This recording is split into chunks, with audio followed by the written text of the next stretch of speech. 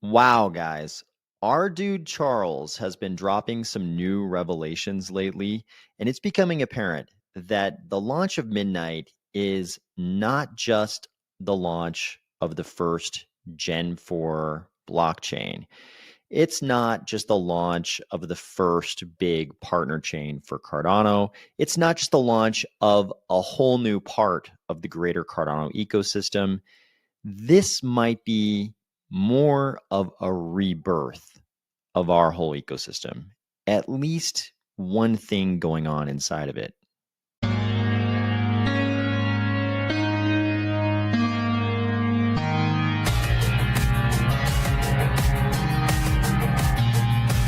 If the only rebirth you're interested in is the rebirth of all-time highs in Cardano, or if you're finding value in these videos, please consider delegating to the Army of Spies DRep address and the Army of Spies stake pool, ticker AOS.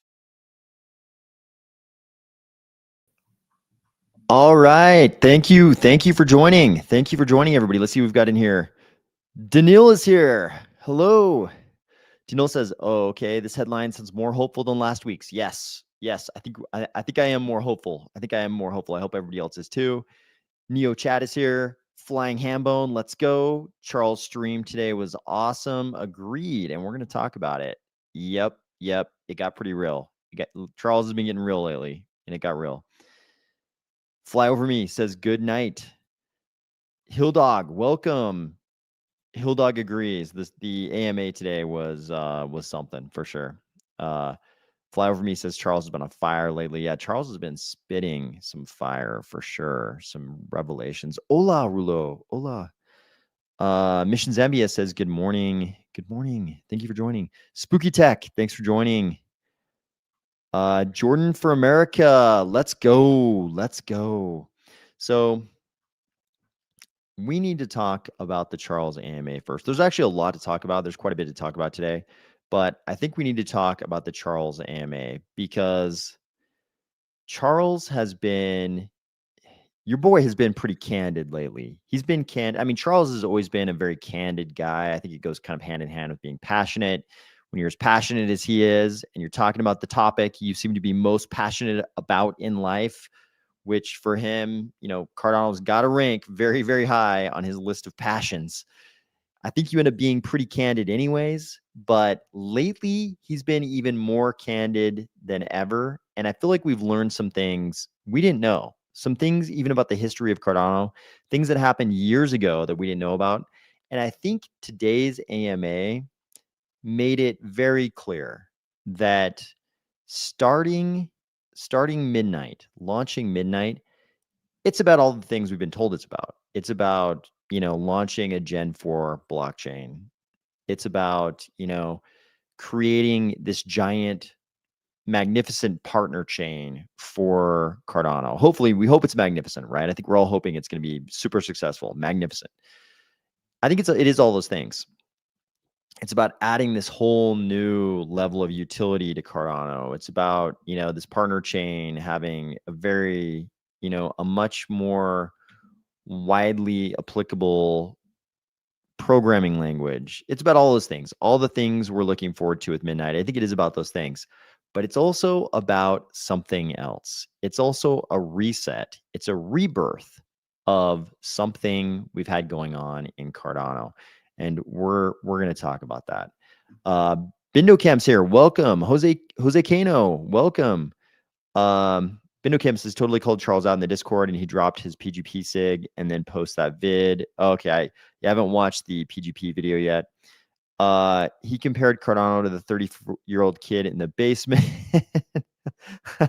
So yeah, we're gonna talk about some things. So we're not even gonna be able to get through all of it, but Charles talked about a lot. This was a different type of Charles we saw today. I think the Charles we've seen, over all these years has always been transparent, but this is a new level of candid Charles for sure.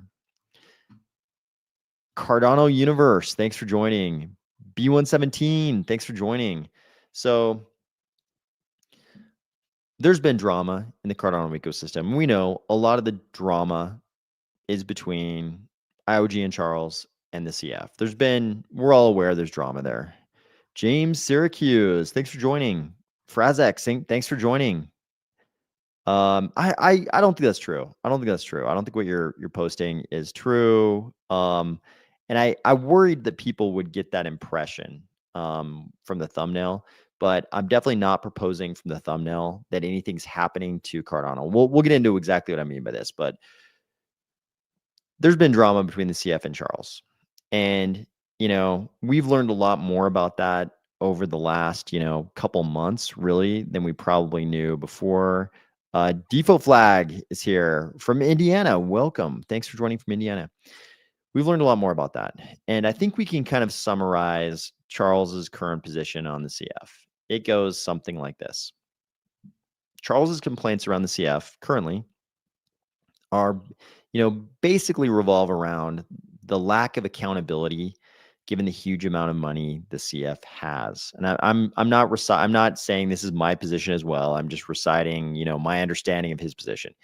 He, of course, demands, so his demand at this point is basically that we should all demand that the CF reformulate themselves in a new jurisdiction, something like the UAE, by donating the funds to a new Cardano foundation. And he's explained this multiple times in detail. Basically, you've got Swiss law that applies to a Swiss foundation, and the members of the board are in this situation where they have personal liability for all the decisions they make. So, of course, if you have personal liability for decisions over millions and millions of dollars of money, you're going to be very careful because you don't want to get sued. You don't have personal liability for that amount of money. So you're not really going to be able to make decisions. You're not going to be able to do a lot of things. Charles points out they're able to hold these, he says, $6 million parties. I can't remember what the exact amount was that was approved by the DReps, but they're able to hold these like $6 million parties in Berlin. But, Charles's position seems to be they don't do much else. And you can't really do much within the strictures of Swiss foundation law, but what they can do is donate the money they do have so they could form a new foundation in Dubai, donate their current funds to that foundation, and then reformulate the CF there. And that could be the new foundation. That could be a way they could create a new foundation. And of course, the ultimate goal is for the members of the board to be elected by the community, for the community to govern the membership of that board. And then you could do things like have KPIs for the foundation. Say, hey, foundation, if what we decided we wanted as a community was to get a tier 1 stablecoin, then we could say, hey, the KPI for this year is get Chainlink, get a tier 1 stablecoin, get them in here, do whatever you can. And Charles has some things to say about stablecoins as well. So Charles admits in this video he has a fundamental distaste for asset-backed stablecoins. As the vast majority of you already know, we've got a couple different types of stablecoins. Among them, algorithmic stablecoins like JED. I've done multiple whole videos on JED and how that tri-coin system works in JED. And you've also got asset-backed stablecoins, things like USDC and Tether. These tier 1 stablecoins we think of, and Charles's fundamental distaste for those asset-backed stablecoins is that they're centralized, and that produces effects like your funds can be frozen. So Charles points out he created one of the first algorithmic stablecoins at BitShares with Dan Larimer, and the reason he created JED and handed that over to Coty so Coty could run it is that if you have assets like JED, they can't be frozen. They're decentralized. No surprise, the guiding light for him has always been decentralization. He feels the same way about stablecoins. And he also admits that, of course, people are going to like USDC because of the convenience. And I think we'd all agree with that. I mean, sure, some algorithmic stablecoins have depegged, right? So there is some trust involved in an algorithmic stablecoin not depegging. But more important than that even is that, and if the centralized issuer of an asset-backed stablecoin were to become insolvent, then the same thing could happen. The asset-backed stablecoin could go away as well. But the most important thing is that everybody uses these on-ramps like Coinbase, and these asset-backed stablecoins are right there. You've either got a Tether or USDC or something, it's right there. It's very convenient to just grab that. Then you don't have the same level of tax liability for appreciation of assets, especially if you're buying something else. If you're just like buying some asset, some NFT or something, really easy to just grab a stable coin, have stable coins sitting there, and then buy them at some point. And then you don't have to think about calculating whether you had a gain or a loss on something like ADA or Bitcoin or Ether in between the time you bought it and the time you used it to like buy an NFT. A lot more simplicity to that. But Charles points out, okay, if people want a USDC, they need to recognize they're dealing with Circle. And if that's something you want, then, and this is where he starts getting real passionate, really starts spitting the fire in this video. He says if that's what people want, they should just go to the Berlin summit and tell the CF to drop the 100 million that Circle is going to demand to come to Cardano. He's like, IOG has never been given 100 million that was sort of earmarked for this purpose. The CF's got a lot of money. Why don't you tell them to take 100 million of their money and go give it to Circle and get Circle to come to Cardano? But of course, what he's intimating here is that anybody who asks the CF to do that is going to get a pretty quick answer from the CF that they're not going to spend 100 million of their own money. So if this is what is required to get USDC to come to Cardano, it's probably not going to happen, right? It's probably not going to happen unless we get to some year of the budget cycle in Cardano where people are so desperate to have the USDC that if that's really the price tag, 100 million, it could happen that down the road we get to some budget cycle where the DReps are willing to just earmark 100 million for Circle to bring USDC to the Cardano ecosystem. Would that be worth it? I think you all know that I would probably vote no on that. I would probably not say let's devote 100 million to get Circle to bring USDC to Cardano. But who knows? Maybe people will make arguments that it's actually worth 100 million. Maybe that would be the will of the community or something like that. Maybe the community would vote yes on something like that. But this gets us to the point of this video.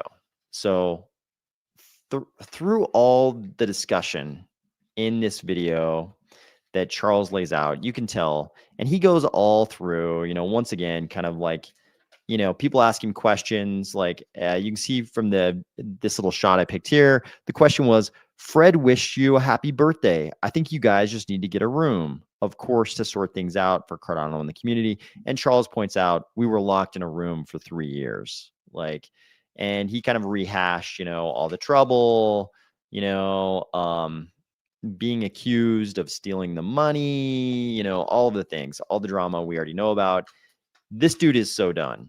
He's so past trying to work things out with the foundation. And in a way, that's so Crypto Invasion saying no to 100 million. I agree. Dan says they should have done it for 10 million already. Yep. Cardano Universe pointing out Charles was spitting fire in this video. That's for sure true. Let's see. Yeah, he's done. This dude is done. And what he did instead, I think he was sort of, he had a couple things going on. He wanted to birth a Gen 4 blockchain that had privacy built in. He wanted to, have a more widely accepted programming language as part of a blockchain. He wanted all the things that we're looking forward to in Midnight, shielded and unshielded transactions, so that it could avail itself of institutional adoption, which of course is subject to regulation, and also provide the privacy that all of us in retail, all of us normal people would want. James Syracuse says, I'd rather have him put 100 million into USDM liquidity. Yeah, I feel you on that. I'd much rather have USDM, a widely used USDM, than a widely used USDC in Cardano for sure. I think he wanted all those things, but at the same time, I think he wanted a new foundation. I think he wanted a foundation. He says it a million times in his AMA today. He wants a foundation where the community can lay out KPIs, do the following things this year, and you'll get bonuses. That's what he wants. He's pointing out that you only get results when you have the right incentives. And I think that's true. I think you do only get the right results when you have the right incentives. And, I think it's not even, I think, let's see if Mission Zambia is getting the same point as I am here. The fact that Charles and Fred hate each other, but both still push Cardano does that Cardano is truly decentralized, unstoppable. I think that's true. I think what you've got here is you've got a Charles, and he's acting in accord with his incentives, and you've got a CF who are acting in accord with their incentives. The CF is, they're stuck. Apparently, according to Charles, they're stuck with this Swiss structure that requires they have personal liability for the decisions. So of course they're not going to do anything risky. Of course they're not going to push the envelope. Who wants to be on the hook for millions and millions of dollars of liability? Nobody wants that. So they're kind of stuck, and I think they're acting in accord with the incentives. Hilldog says Cardano was like the Cinderella that all the other sisters locked in the room. I think you just said something like that. Yeah. It's I think this a bigger part of Midnight than I realized is that Midnight is going to be the phoenix that rises from the ashes and fixes some of the problems that Charles is now being very candid about from the early days of Cardano. In this same video, here's an example on the technical side. In this same video, somebody asked Charles about something that all of a sudden a flood of memories, my brain was awash in a flood of memories when somebody asked this. Somebody asked about K framework.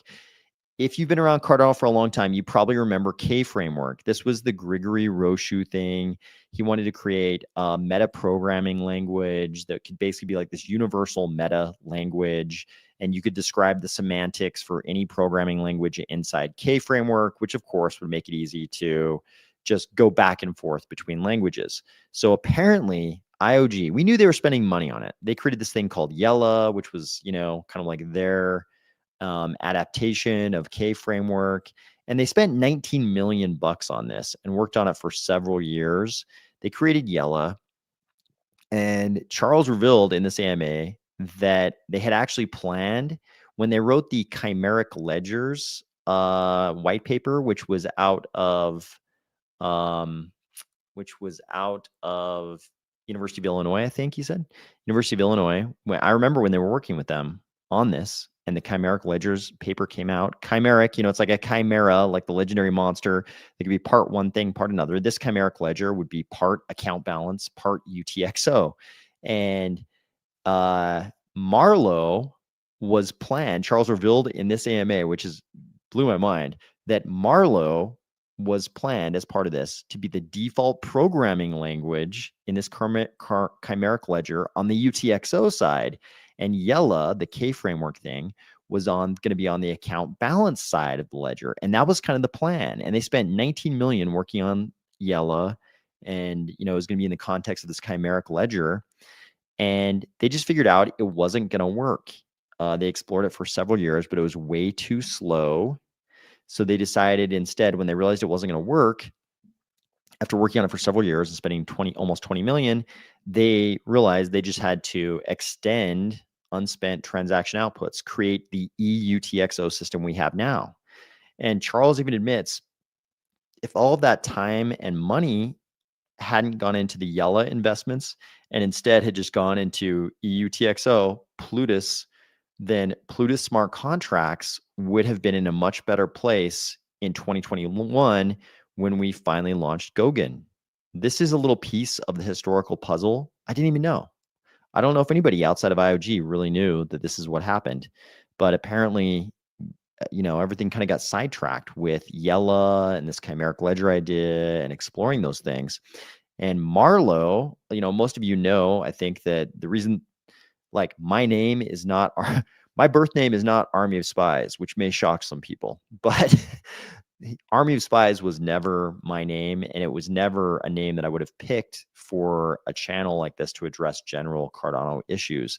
But it was the name of a project I created in Catalyst Fund 3, was it? Was it Fund 3? Catalyst Fund 3.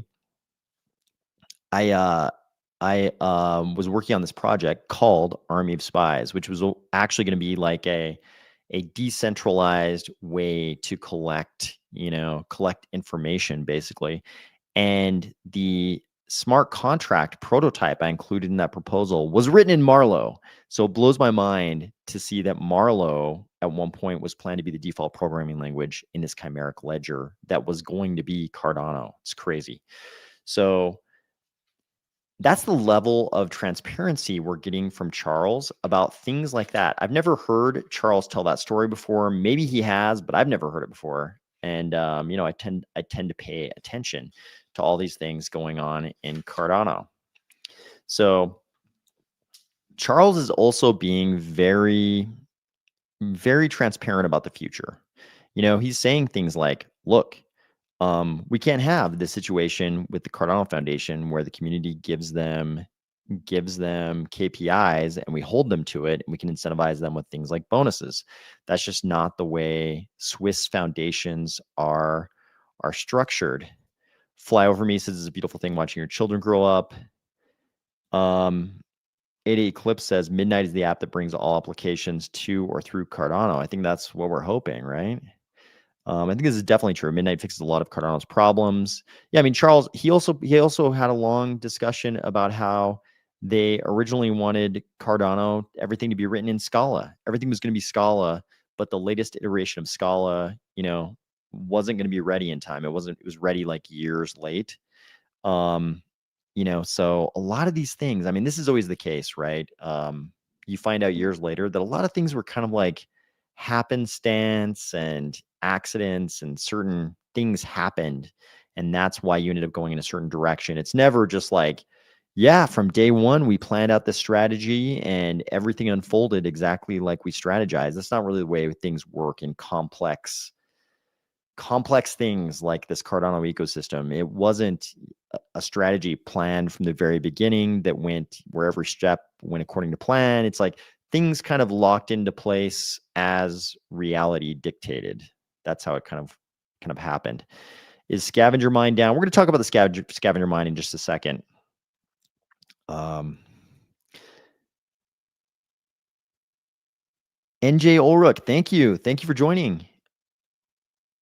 Moonshots don't always work out. Yeah, the chimeric ledger thing, as soon as he started describing it, I was like, this is a moonshot. He is describing a moonshot. J. Marie, glad you're here. David M. Jensen, glad you're here. Crypto Invasion, thanks for joining. So Charles is also being very transparent about the future. He's saying things like, hey, I'm going to give these guys running Midnight, there are bonuses. If they hit their KPIs, they get the bonuses. This is all stuff we can't do with the Cardano Foundation. If the Cardano Foundation's job is to lock down things like Chainlink integration, USDC integration, he's right. They can't really do it if they're afraid of being held liable for any decision they make. It makes it very difficult. And so this whole thing, like I said, there are a lot of technical reasons, a lot of technical innovation I think he wanted to see the advent of with Midnight, but I think it's also an organizational innovation. I think he wanted for there to be a place where this dysfunction that he perceives, at least in the CF, doesn't exist. So now we have it. Now there's a whole new blockchain, a partner chain of Cardano, where that doesn't exist. Obviously, the Cardano Foundation doesn't have much say when it comes to, if you have, massive trouble with some person you have to interact with, one way to get rid of that dysfunction between the two of you, that inability to work together, is to invent a whole new thing that they're not a part of. And that is part of the rebirth that is Midnight. Midnight is this phoenix. It's obvious from Charles' perception, from Charles' viewpoint. Midnight is this phoenix that rises from the ashes of that dysfunction. He's just cut out the dysfunction, whether you think that's, no matter whose fault you think that is, it's obvious there's a lot of drama and dysfunction. So Midnight, part of what Midnight is his, attempt at this point. It's not even an attempt, it's accomplished, creating this new thing where the CF is cut out. Savior says, get the CF out of Switzerland. Sounds like a disaster. Yeah, I mean, Charles, it sounds crazy when you hear, because we've always known the Cardano Foundation was in Switzerland, and it makes sense when you think about Switzerland, neutral country, you're like, yeah, that sounds great if we're going to have a foundation. Sounds like a great place to put the foundation, and traditionally, the home of a lot of crypto foundations for very specific, compliance and regulatory reasons. But when you learn about this personal liability issue, and I haven't verified that, like I haven't dug into Swiss foundation laws to verify any of this. I'm just going off what Charles has repeated all of us. But yeah, it doesn't sound ideal, does it? Doesn't sound ideal. So I think Midnight in a lot of ways is this reinvention, and of course, when people hear that, it's this reemergence of, a blockchain that has a lot of the same ideals as Cardano, but is a brand new thing where, one actor in the ecosystem has been cut out. Actually, a couple, because it's, obviously Emergo is not a founder of Midnight, to the best of my knowledge, anyways. But people, when they hear that, they immediately get this fear, and I think rightfully so. They get a fear that that this means the death of Cardano. I think somebody in the comments even, asked, even mentioned, is this like the death of Cardano? Is that what we're talking about here? I don't think that's what we're talking about here. And that's sort of evidenced by the fact that not only did ADA holders get this gigantic allocation during phase 1 of the Glacier drop, Knight actually is a part of Cardano. The Knight token itself runs on Cardano rails. Charles points it out in this AMA. Whenever a Knight token moves, you're using Cardano. That's going to be a transaction in Cardano. The smart contract for the Knight token is on Cardano. So, I mean, if his idea was to, cut the umbilical cord to Cardano and move on, that's not really what he did. If he meant to do that, he would not have made the Knight token a Cardano native token. So, and he would not have given the ADA holders the giant allocation they all got. That wouldn't have been, that would not have been what he would have done. He would have just started anew. Certainly a lot of crypto founders over the years, especially going clear back to the era in which Cardano was founded, that 2017 era, certainly a lot of ecosystem founders have moved on to new ecosystems and done just that, totally cut all the cords and moved on. But I don't think that's what's happened here. I think he's just trying to, accomplish certain things technically and also solve what he perceives as organizational dysfunction. So, okay, now let's talk about Midnight. I know people want to talk about Midnight. The most important information that was dropped about Midnight was dropped by Patty and Paul in this video. They did a live stream today, 6 hours ago, on the Cardano with Paul channel. It's called Live Midnight Scavenger Mine Tips, Boost Your Rewards. And they also unveiled something very nice. So you remember previously, I already said they're legend. Patty and Paul are legend for open sourcing their bot mining software. They just gave it to everyone, right? And sure, there was a little tiny, developer fee in there, but they showed you how to disable it. If you didn't want to even give them their little tiny developer fee for open sourcing that to everybody, you could disable it. So now they've dropped their entire website. You go to this website, there's 3 giant buttons, one for Linux, one for Windows, one for just browser. And you can use their bot miners to mine just like they are using any of those operating systems, including just your browser. If you don't have Windows or Linux, you can just do it in your browser. And they go into a lot of detail describing where they think mining is, today on what are we technically on now? Is it day 13 or 14? They talk about where it is, how much longer they think people will be able to browse on the miner, or they'll be able to mine on the browser realistically, both sort of using the built-in, the default midnight mining browser mining platform and their browser mining platform. I'll let you go watch their video and see their analysis of all that. I don't want to give away too much of what they said in this video, but it's well worth watching. If you're mining midnight right now, you should go watch this video. The video is only an hour long, and they're going to go through all the issues with the mining. They're going to tell you how to use the miners on their website. The browser miner they have available to you on their website is very easy to use. I won't even tell you the details, but if you go to the website, it's very easy to start using it. And they also describe exactly how to use it in this video. They tell you how to use the Linux miner, many options. So basically Paul and Patty are sort of like the VIPs of the midnight mining for everybody right now. Like why they decided to open source the miner, I don't know. It seems to have been like, basically just an altruistic action because they felt for everybody who was trying to mine against the bot miners.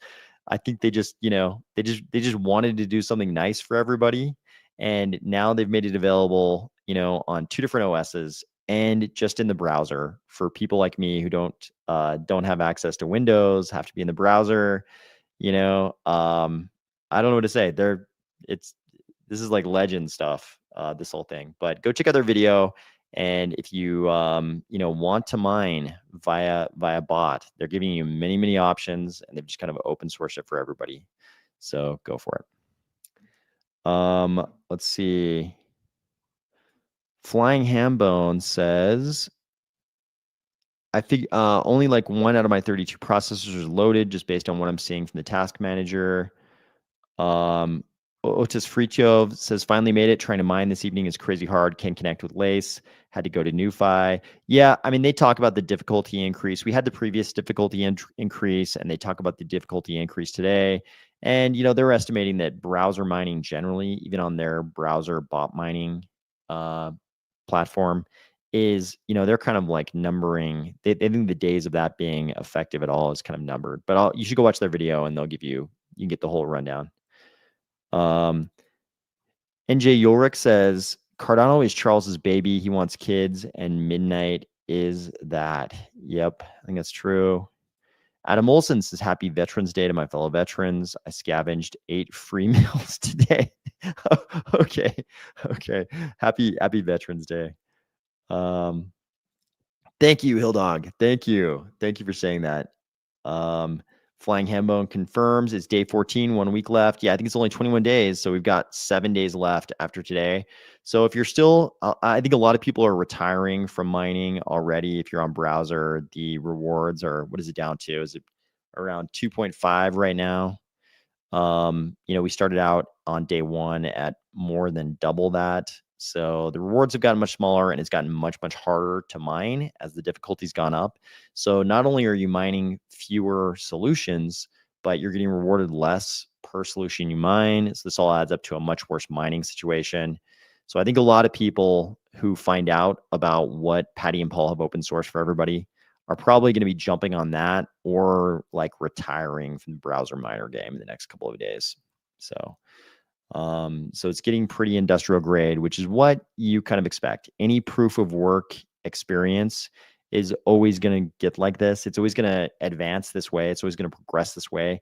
The amount of hardware and the sophistication required just goes up. So they talk about it in this video, but I agree with them. It's like, we're lucky this is only 21 days, because if it went, longer, the amount of, sophistication you'd have to engage in to actually mine solutions would just go up and up and up. So good luck to everybody on mining. I highly suggest watching this live stream from Patty and Paul. Okay, let's address something. So, a lot of people paid attention to this thread today. This is the thread, same thread I talked about last night in the video. A lot more people read this thread today, and it got retweeted by Charles. Kind of toward the tail end of today, and so even more people jumped on after that, of course. So, here's one thing I wanted to point out. So, what's going to happen? I know people had a lot of questions about this because it's kind of complicated what's going on here.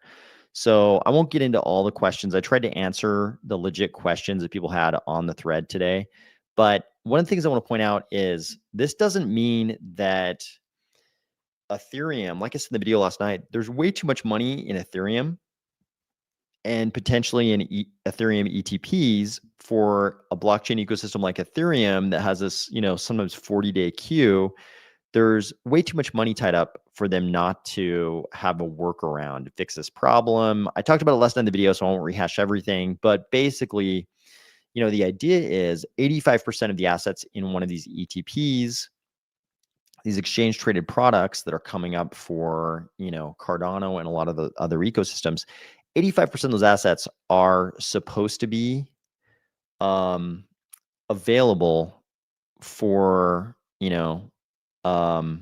exit by the ETP holders. Like if an ETP holder wants their, Ether back, 85% of the digital assets in the fund are supposed to be available for the holders to retrieve, on one business day notice. So that's a national exchange requirement to be trading on these national exchanges. The national exchanges are requiring 85% liquidity.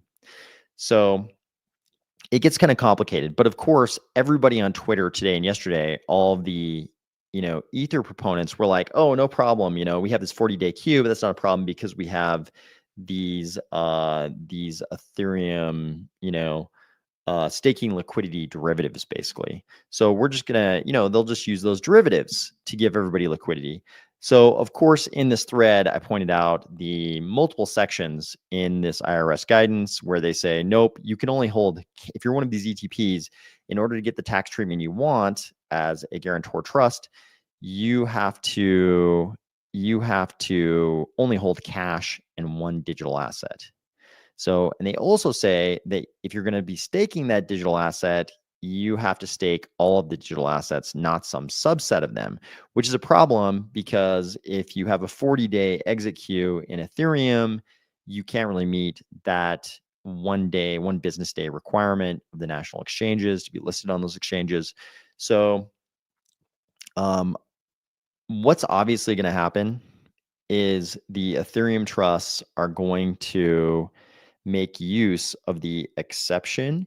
So the IRS guidance says, hey, you have to stake all of the digital assets in your trust, except that you can temporarily not stake some of the assets in order to have a liquidity reserve. So this is obviously how they're going to do it. They can't hold both Ether and these, staking derivative liquidity tokens. So the only way they can do it is by not staking all of the Ether they have and holding some out as a liquidity reserve. And so even when I talked to, when I had a little AI discussion today about this, Grok came back and immediately Grok was like, obviously what they're going to do is hold out some portion of the Ether as a liquidity reserve. That's how they're going to meet that requirement, which is interesting, right? So obviously last night I said there's too much money in Ethereum. They're going to find a way around this. The workaround is going to be the liquidity reserve thing. I agree with AI on that. I think that's pretty obvious. But what's interesting about that is if they can't stake all of their digital assets, the ETPs holding something like an Ether that has this exit queue of sometimes up to 40 days, they're not going to be as capital efficient because they're not going to be able to stake all of their digital assets. They're going to have to hold some out as a liquidity reserve. Whereas in Cardano, we're going to be more capital efficient in this respect because and ETP could just stake all of the Cardano.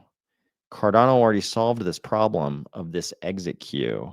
So we'll also be more efficient in that an ETP holding Cardano doesn't have to worry about slashing.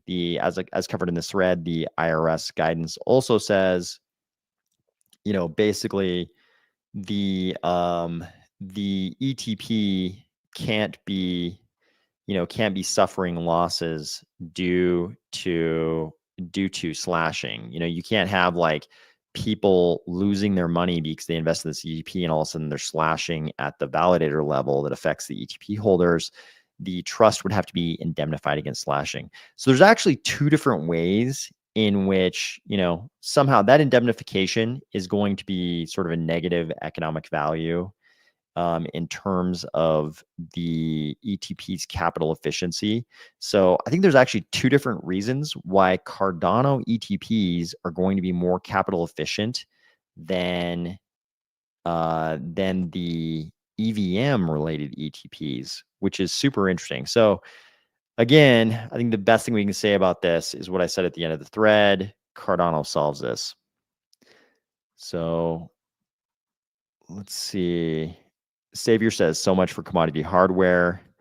Cardano Universe says, I'm in until the end. Part of me, definitely day 21, when Midnight has already said they're going to end the, oh yeah, here's a comment to that effect. Spooky Tech says, day 21 is supposed to be browser only. How is that going to work? I think they're just going to disable the API. So there'll be no mining by API.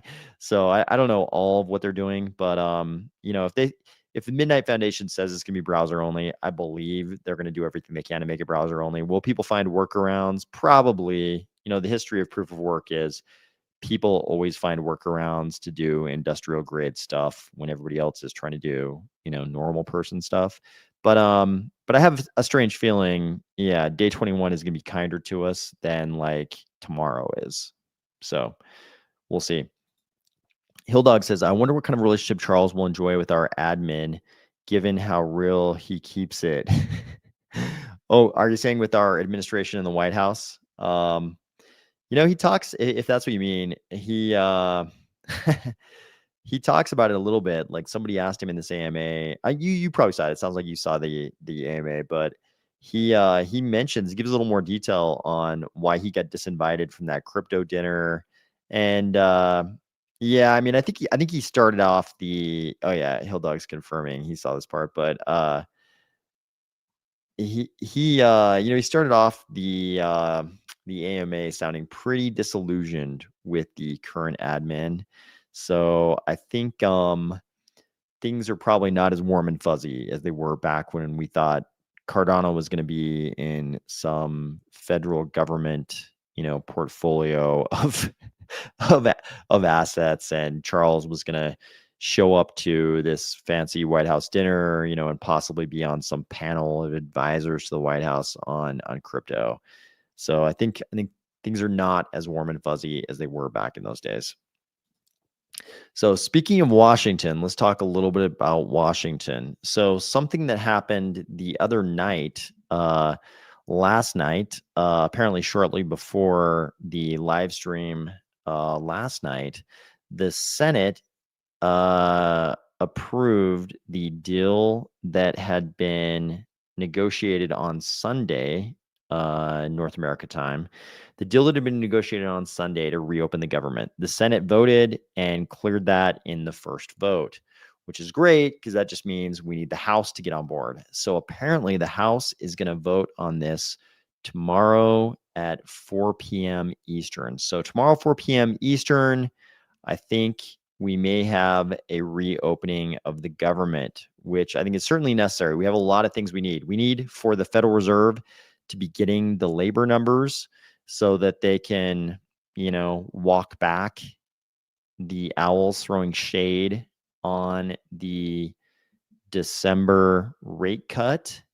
And, the CME Fed Watch numbers are down to as soon as he threw shade on that in the October announcement of the cut, the chances on CME Fed Watch of a December 10th cut went from 98% or whatever it was down into the 60s. It was suddenly 63% or something like that.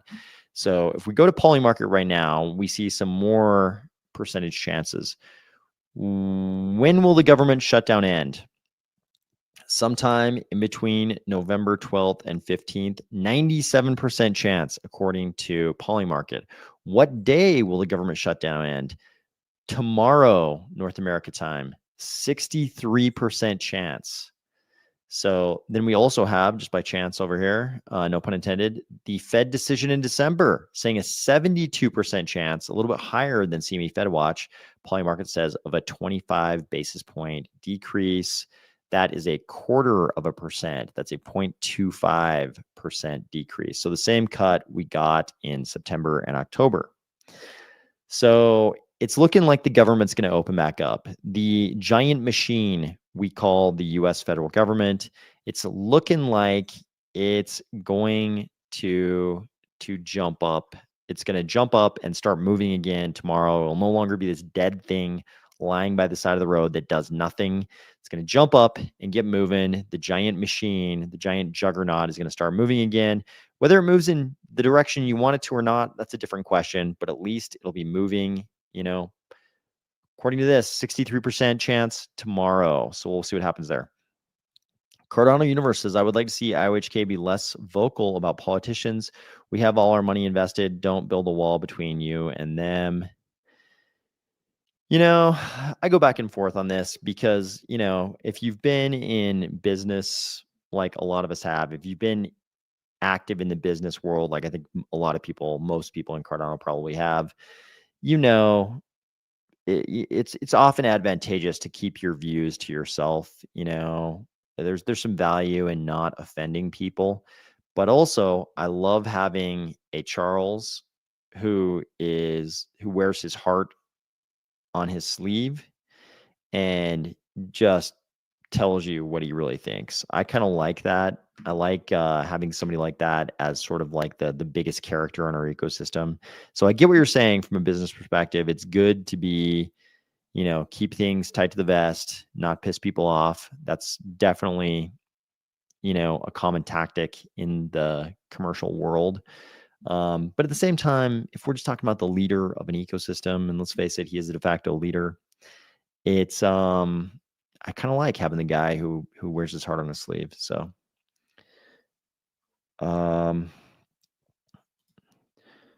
Manuel Benitez Peralta, good morning. Good morning. Thanks for joining from Spain. Appreciate it. Thanks for joining from Spain. So this is the big thing. I think right now what's going on is in Cardano, we're on the verge of this rebirth of Cardano in some ways. And I don't mean that in the sense, like I said, I don't mean that in the sense that, Cardano is dying or anything, but it's sort of an organizational rebirth and it's a technological rebirth. And the things we get out of it are a much, we hope possibly a much greater connectivity to other ecosystems, to the, account balance world and the, hopefully the Bitcoin world. We get a much greater connectivity to those ecosystems. We get privacy and we get duality in privacy, both shielded and unshielded transactions. So we get this Gen 4 blockchain capability that's basically a part of the greater Cardano ecosystem. And we also get this organizational rebirth. Instead of having an IOG and a CF that are at each other's throats all the time, we get an IOG and a new foundation, another foundation, an additional foundation that can actually work with IOG. So I think Midnight is a bit of a phoenix, not even really a phoenix rising from, the ashes, not a phoenix rising from the ashes of Cardano, but a phoenix rising from organizational dysfunction between IOG and the foundation. D.U says, I would not be in Cardano if it was not for Mr. Charles. Cardano would not be what it is without Charles. I take the good with the bad. That's kind of who I am. It's like, show me the magic pill you're going to give to Charles to not make him be the super ultra outspoken guy he is. Show me that pill. Tell me what pharmaceutical company invented that. And I'll think about, this issue. But, nobody's going to change Charles. So I think D.U is right. We just got to take the whole character. And I like that we have this, I've said it recently. I like that we have this colorful character instead of some super, super boring guy. I think the Cardano ecosystem, as much as dudes hate on us, we also wouldn't be in the news if we weren't notable. So, chaos ensued, says take the pill, Jeff. Hilldog says Charles got me in, has kept me here. Yeah, I mean, it's that whiteboard video. Flying Hambone says Charles is a G. So yeah, I think yeah, I mean, I think yeah, we were all, in for a penny, in for a pound with Mr. Charles. That's right. Otis Frityov says 100% agree. Yeah, I mean, I'm sure if that whiteboard video had never existed, if I'd never seen that whiteboard video that Charles did, I probably wouldn't be here either. Probably the vast majority of us wouldn't. And the people who came after us, who maybe even didn't see that video, probably wouldn't have come if so many of us hadn't been onboarded by that video. So yeah, I think that's kind of where we're at. But yeah, so I think we're on the verge of the birth of this brand new thing in the greater Cardano ecosystem called Midnight, this Phoenix called Midnight. And in a way, the federal government is once again also rising like a phoenix from the ashes of itself in the end of this shutdown. So I'm hoping, now that the shutdown's over, I'm hoping things aren't so polarized that they can't pass the legislation we need them to in terms of crypto. I'm hoping we can get this market structure bill out of the Senate. If we can just get that, that would be fantastic. In his video, Charles addressed that today. Obviously, IOG is involved in lobbying in Washington. And Charles said, I think in his video today, like they're still hoping to get the market structure bill this month, but if not, in January. Whenever I hear stuff like that, I always think, okay, that definitely means January. So we may not get it. It's possible we may not get it. And based on where that Senate Ag Committee discussion draft was, that did not look like the kind of draft that gets resolved in 1 month. It didn't look like the kind of draft they're going to finish in 1 month. Maybe they will. Maybe we'll be pleasantly surprised. Fingers crossed for that. But I wouldn't be at all surprised if we don't get that wrapped up in November. And basically, we have to wait until January. I think that's very possible. Would that be impactful in terms of what happens in these last 2 months? Yeah. I think we don't get that. If we don't get that market structure bill passed, it's a different scenario in December than if we do get it passed. But I think a lot of signs are kind of pointing toward 2026, not just in terms of that market structure bill, but in terms of just momentum in crypto. We certainly don't have the momentum coming into November that we hoped we'd have. So maybe 2026 is when that momentum gets built. So Flying Hambone says, I thought all of crypto was a scam until I found Cardano. My Ethereum transactions were failing and eating up a lot in fees. And I was like, this can't be the future. Yeah, I think that's some version of that is why a lot of us are here. Maybe IOHK will talk more about legislation. Charles has talked a lot about legislation in the past. I think we'll probably hear a lot from him on this market structure bill because they have certainly been engaged. They've certainly been engaged in Washington. Otis Frityov says fees were crazy on ETH, and I was like, what is this? Then Cardano walked through the door. Yep, I think that's how a lot of us felt. But I think that's where we're at. Partway through the week, we're not quite to the midpoint of the week. Tomorrow is probably going to be a pretty momentous day if the government reopens. I think things are going to start happening, but is it too little too late? Can we still get things done in November? Or are we looking at January? That's the precipice we're kind of perched on here, guys. D9U says, every month we hope for the month. Months are almost over, so we were hoping for next year. I wasn't very happy, but at the same time, I was pleased I have been able to accumulate more. Yeah, I mean, obviously part of the timing of me emerging from the fiat mines was because I was hoping this Q4 of year 4 was going to be like the previous ones, and it has not. So I think we're all surprised, and I don't think any of us want to be talking about 2026. I think we're hoping we'd get this baby wrapped up in December 2025, but things are definitely not trending in that direction. We could be surprised. Crypto is nothing if not surprising, but things are not. Things are kind of trending the other direction a little bit. I thought Cardano would have run with me having a small pack, and now you've got a chance to get some more DCAs in there. Yeah, I mean that's a bright for people who have fiat flow right now. That's definitely a silver lining. So yep, crypto is nothing but surprises. I mean that's why it's fun. The volatility and everything is why crypto is fun. Never put the pickaxe down. More gas in the lamp. Head back down. Ooh. Yeah, we'll see. But for now, I'm happy to be doing this. It's the quality of life is a lot better doing this. The mines, the particular fiat mines I end up in when I go into the fiat mines are pretty dark and grim. I'll put it that way. I feel like Wall Street has bots to just keep buying. Yeah, I mean they're whatever's the most industrial grade way of going about things, that will certainly be within their grasp. I would say that about Wall Street for sure. Always digging, always, yeah, that's definitely the way to go. If you're always DCAing, you're kind of always trending. The size of your bag is always trending up for sure. So this is yeah, this is an interesting news item. When I saw people mentioning, when I saw that there was mention of the 50-year mortgage, I was yeah, definitely a part of me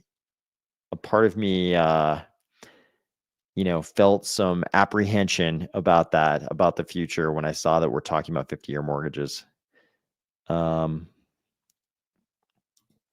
James says, I feel like Wall Street uses bots and doesn't pay fees nor taxes and just keeps grabbing 7% gains daily. I mean, every loophole, every industrial advantage, every industrial grade advantage they can have over retail, they're going to have it. So yeah, I mean, basically, I think that's true. So I think that's about everything that's going on. I hope everybody's been having a great week. I hope you're looking forward to a good rest of the week. I know if you're in certain parts of North America today, we have a G4 aurora going down. So if it's dark outside and you don't have a lot of light pollution in the location you're at, and you're far enough north, you might be able to walk out your door and see an aurora right now. So even if whether you can see an aurora or you cannot, I hope everybody's having a great week. I hope you're looking forward to a good rest of the week and hopefully the reopening of the U.S. federal government and possibly some legislation sooner than later. But I hope everybody is having a good one, and I will talk to you soon.